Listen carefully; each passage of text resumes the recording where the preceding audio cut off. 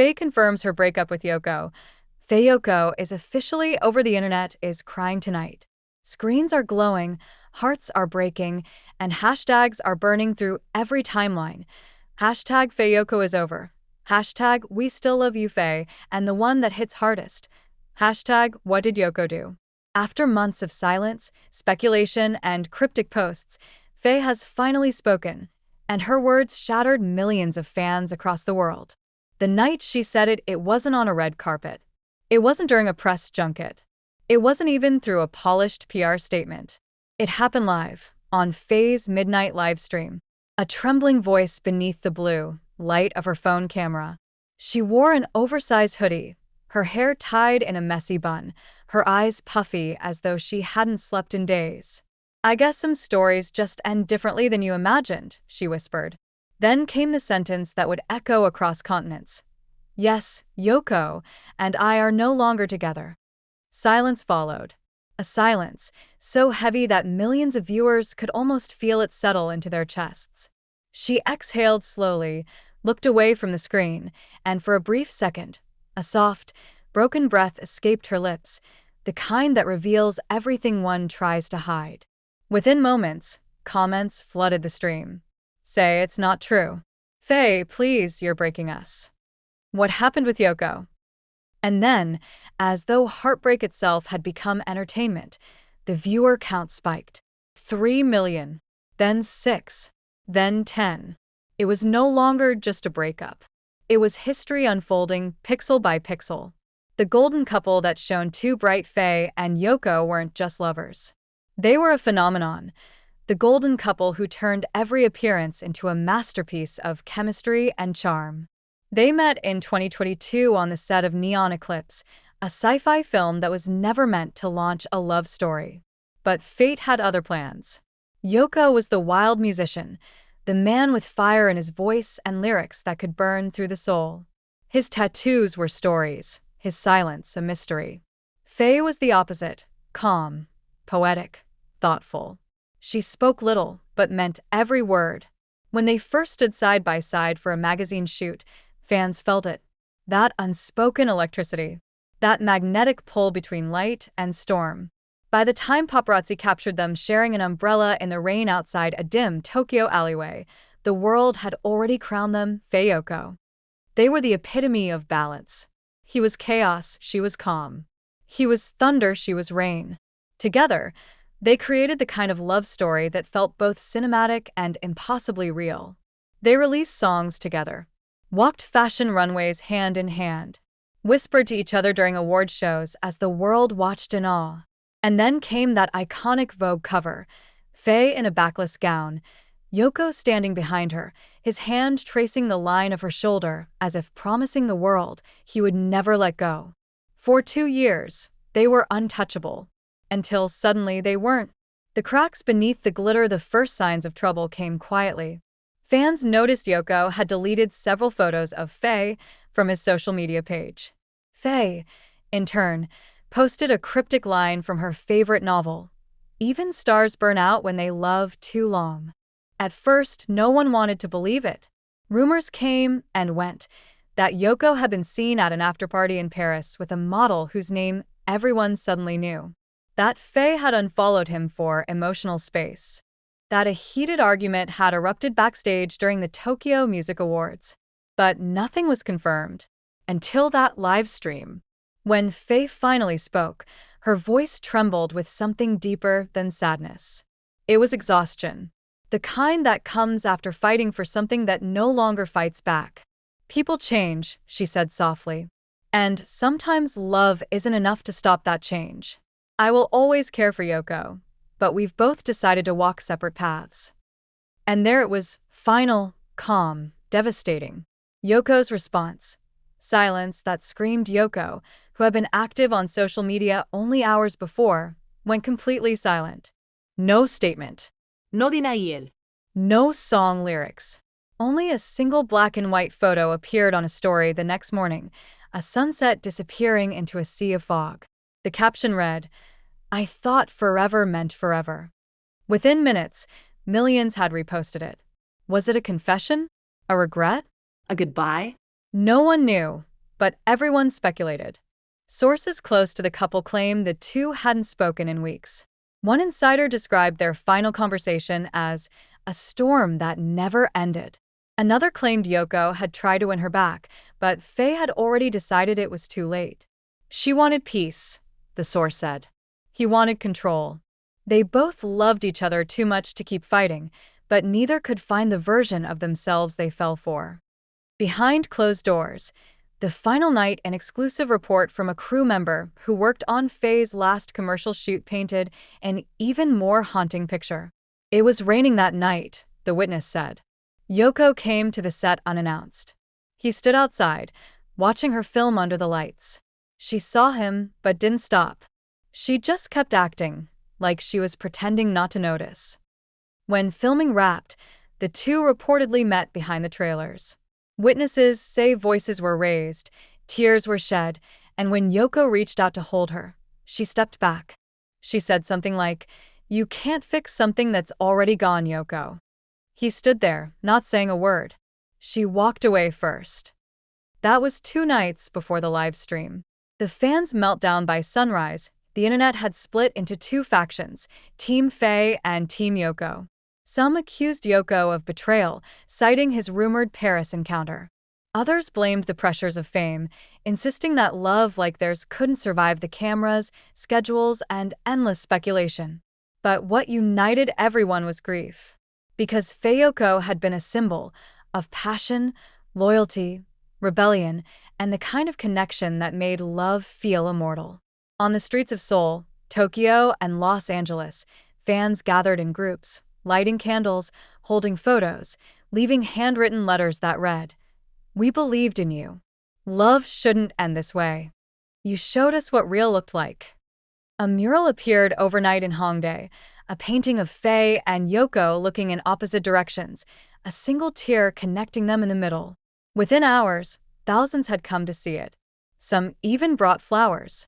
Faye speaks again 3 days after the announcement. Faye posted a statement on her official page. It read, "I've always believed in love, not the perfect kind, but the real kind. Yoko was and will always be a chapter that shaped me. There's no hate, no anger, just memories I'll carry with me quietly. Please, let us heal." Her words were calm, mature, and yet heartbreakingly final. But fans weren't done searching for meaning. Some pointed out that she used the word chapter, not book, suggesting her story might still have more to tell. Others noticed that her upcoming film, Silver Dust, tells the story of a woman who must learn to live after losing her soulmate. Coincidence, or confession through art? No one could tell. Yoko's breaking point. A week later, Yoko finally broke his silence, not through a statement, but through a song. He uploaded a new track to SoundCloud titled Last Midnight With You. It begins with a soft piano note, followed by a line that sent chills through the fandom. "She left before I could say I'm sorry." The night was too quiet for something so loud to happen. Outside, rain pressed against glass, steady and cold. Inside, the room was lit only by the pale glow of Faye's phone screen. no make-up, no filter, no mask. Just her face, tired, fragile, heartbreak shimmering in her eyes. For days, she had stayed off-grid. Her team begged her not to say a word. Sponsors called, networks panicked, Yoko's label went silent. But Faye couldn't keep pretending anymore. The truth had been burning inside her, clawing at her throat until it became too heavy to carry. When she pressed go live, the world was sleeping. When she said, "Yes, Yoko and I are no longer together," the world woke up screaming. The moment the world froze at first, no one believed her. The live stream chat exploded in confusion, a sea of disbelief, denial, and desperate hope. Some typed, "This must be a prank." Others, "Tell us it's for publicity." But Faye's trembling lips said otherwise. She wasn't acting. She wasn't promoting a new film. She was unraveling in real time. Her fingers fidgeted with a silver ring on her thumb, one that Yoko had once called her anchor. She tried to smile, but it broke halfway through. "You all deserve honesty," she whispered, her voice fragile but steady. I didn't want to hide behind silence anymore. It's not gone, but it's changed. And I think we both need time to find ourselves again. Those words hung heavy, not as gossip, but as grief. The comments blurred into a storm of hearts and tears, but Faye didn't read them. She simply stared at the camera, as though she could see every single person on the other side, all the fans who had believed in Fayeyoko, who had built their idea of love around two people they'd never met. And then her voice broke. "I tried," she said quietly. "We both did." Her eyes glistened, but no tears fell. She blinked them back, as if refusing to give the heartbreak any more of her power. The phone that wouldn't stop ringing the live stream ended at 12:07 a.m. Within 5 minutes, her team's phones wouldn't stop ringing. Publicists called from Los Angeles, journalists from Seoul, producers from Tokyo. What happened? Is this official? Did Yoko approve this? Her manager, Mira, arrived at her apartment within the hour. She found Faye sitting on the floor, her phone still in her hand, the comment section still scrolling like a flood that wouldn't stop. Myra's voice trembled. "Faye, we could have handled this through a statement." Faye looked up, her voice calm, almost detached. "I didn't want a statement. I wanted to tell the truth myself." The walls of the apartment still held traces of Yoko, a black leather jacket draped over a chair, a photo half hidden beneath a stack of scripts, the faint scent of his cologne trapped in the air. Faye got up, walked to the window, and pulled the curtains open. Rain blurred the city lights, streaking the glass with silver lines that looked too much like tears. "He'll be angry," Mira warned gently. "I know," Faye whispered. "But maybe anger is easier than pretending." Media meltdown by morning. Every entertainment outlet had exploded. Headlines screamed across every platform. Faye ends the silence. Fayeyoko no more. Fans in shock. Yoko's mystery girl in Paris linked to split. Clips from her live stream flooded TikTok and Twitter. One moment in particular, when she bit her lip to stop her voice from shaking, was replayed over 20 million times within hours. Her followers grew by 2 million overnight, but Faye didn't celebrate.